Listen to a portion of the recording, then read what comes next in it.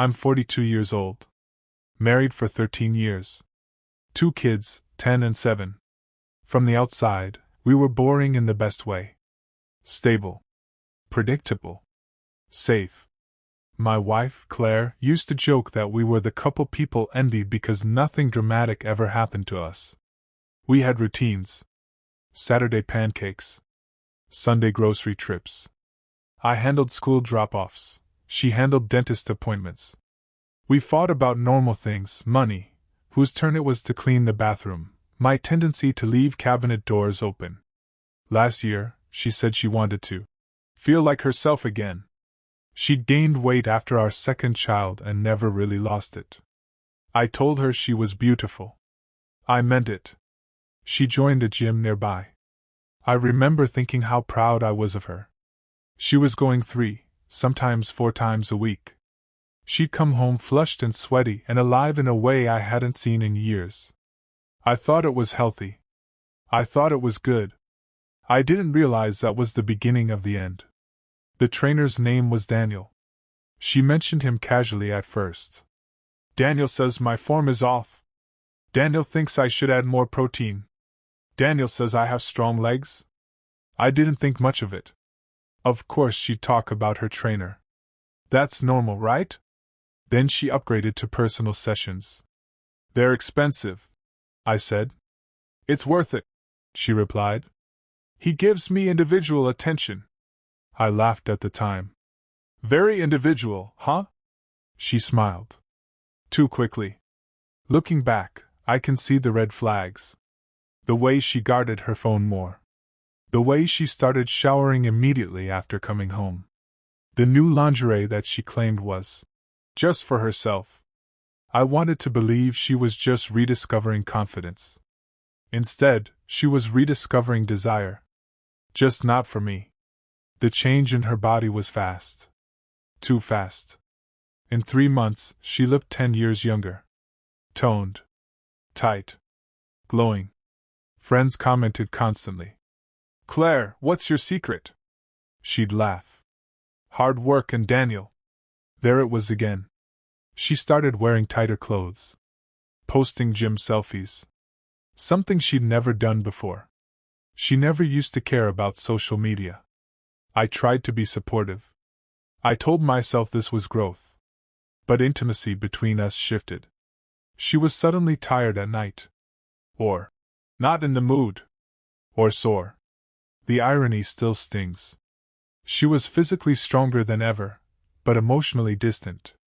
I remember one night reaching for her in bed and she stiffened slightly before relaxing. That tiny hesitation. It felt like rejection, but I swallowed it. Marriage goes through phases, I told myself. I didn't want to be the insecure husband jealous of a fitness trainer. So I ignored my gut. The first real crack came with a text message. She was in the shower. Her phone buzzed on the nightstand. I wouldn't normally look. I swear I wouldn't. But it buzzed again. And again. The preview lit up the screen.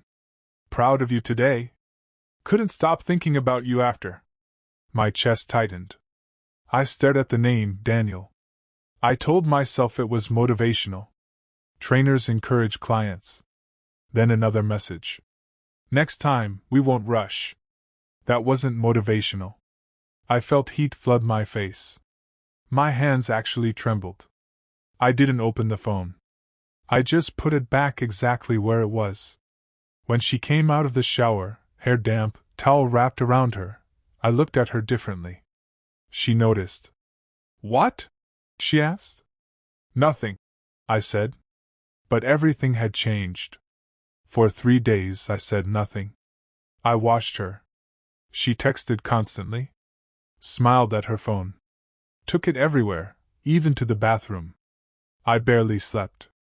Finally, one night after the kids were in bed, I asked casually, Are you happy? She looked confused. Of course. Why wouldn't I be? You seem different. In a good way, she snapped. There was defensiveness there. Sharp and immediate. I wanted to ask about the texts, but I was afraid. Afraid of being wrong. Afraid of being right. Instead, I asked if I could see her phone. Silence filled the room like smoke. Why? She said. That one word confirmed it. People with nothing to hide don't ask why. She didn't want to give me her phone. That hesitation said more than any confession could have. Why do you need to see it? She asked, crossing her arms like I was the one on trial. Because something feels off, I said. My voice sounded smaller than I expected. She sighed dramatically and unlocked it. Fine. Look. The messages were gone. All of them. I scrolled through empty threads. No Daniel. No suspicious texts. Just normal conversations with friends and school emails. Where are they? I asked quietly. Where are what? Your messages with him. She shrugged. I delete stuff. It's clutter. Clutter. Like receipts. Spam emails. Not a man texting her late at night. I felt stupid standing there, holding her phone like a paranoid husband in a bad movie. You're being insecure, she added. He's my trainer. I handed the phone back, but something inside me hardened. People don't erase harmless conversations. The real crack came a week later. I was at work when the gym called about a billing issue. I almost ignored it, but I picked up. The receptionist mentioned Claire's off-site sessions. I froze. Off-site? Yes, sometimes Daniel trains clients at his apartment gym. His apartment. My ears rang. I ended the call and just stared at my computer screen, pretending to work. I didn't call Claire. I didn't explode.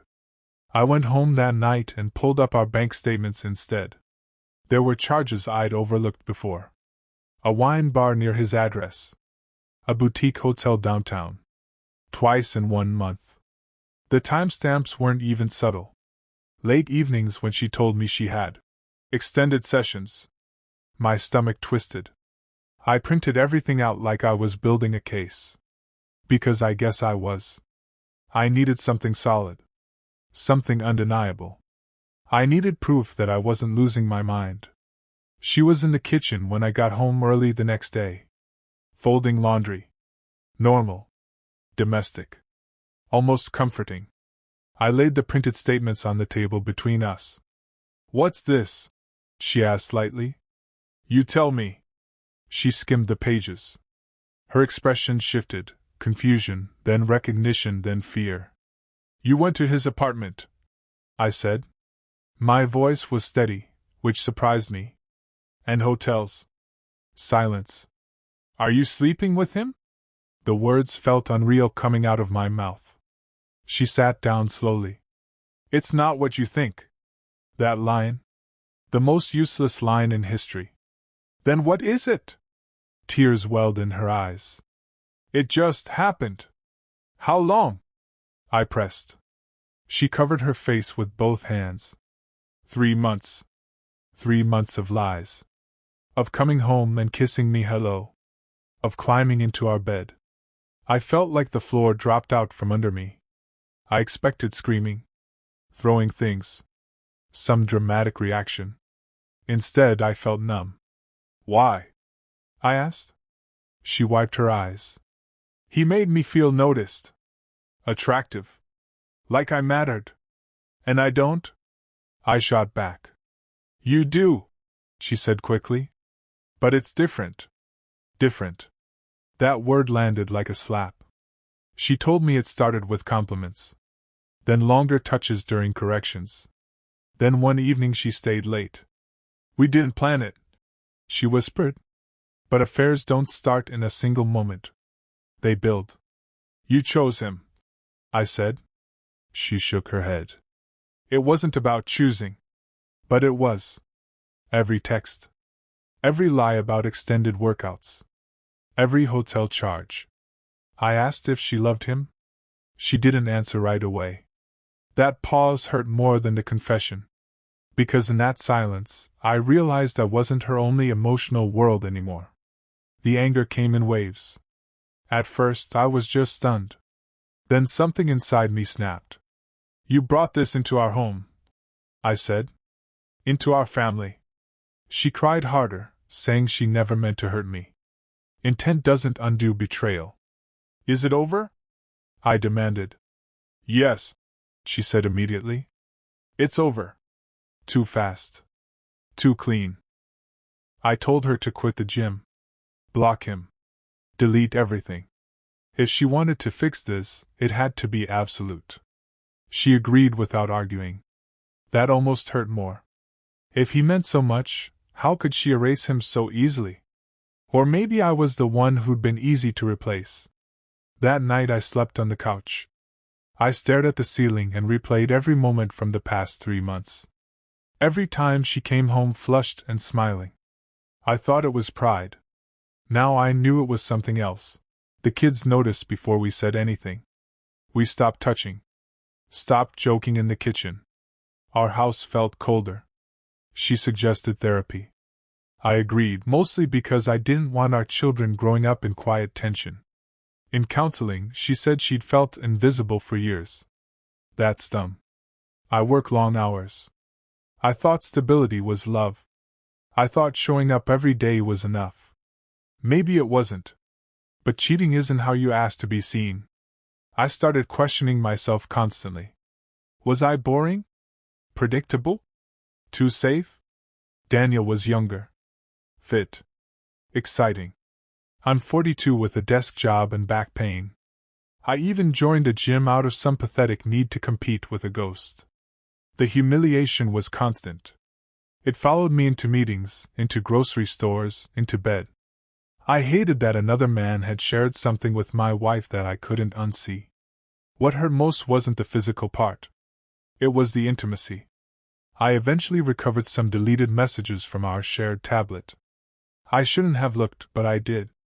They joked about things only couples joke about. Complained about me. Made plans. He called her fire. She called him my escape. Escape. Was our life together something she needed to run from? I started doubting everything. Family vacations. Anniversary dinners. Random quiet evenings. Was she texting him under the table? Trust doesn't come back neatly. It decays. Even when she promised it was over, I checked her location. Scanned her tone. Listened for changes in her voice. I became suspicious. Paranoid. This affair didn't just damage us. It changed me. And I don't know how to get back to who I was before I knew. It's been 6 months. We're still together. On paper, we look functional. We co-parent. We attend therapy. We split responsibilities. She says she's committed to rebuilding. Sometimes I believe her. Other times I look at her and feel distance so wide it scares me. When she touches me, I occasionally flinch before I can stop myself. Images pop into my head without warning. I don't know if staying is strength or fear. Divorce feels like detonating a bomb in our kids' lives. Staying feels like living with a slow leak of trust. No one else knows. Not our families. Not our friends. I carry the secret alone in rooms full of people who think we're fine. That isolation is heavy.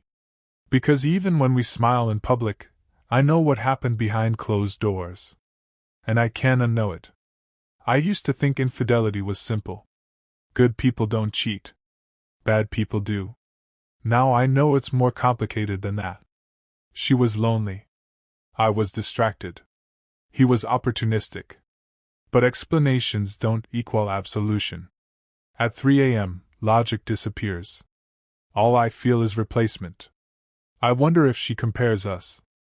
If she misses him. If she replays those months the way I do. She says it meant nothing in the grand scheme of our life. But if it meant nothing, why risk everything? My confidence has eroded in quiet ways. I second-guess how I look. How I speak. Whether I'm enough. It's not about muscles or youth. It's about being chosen. And realizing that for 3 months, I wasn't.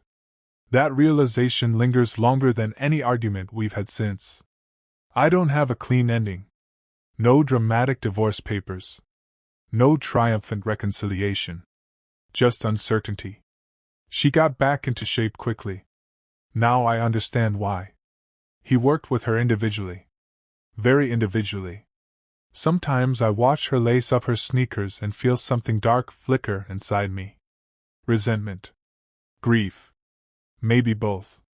I still love her. That's the hardest part to admit. Love doesn't switch off when trust does. If you're reading this and something feels off in your relationship, don't ignore it to seem secure. I did. I wanted to be trusting. Easygoing. Not jealous. Now I live with mental images I never asked for. Maybe we'll rebuild something new. Or maybe this is just the slow unraveling of a life I thought was solid. Either way, I'm not the same man I was before I saw those messages.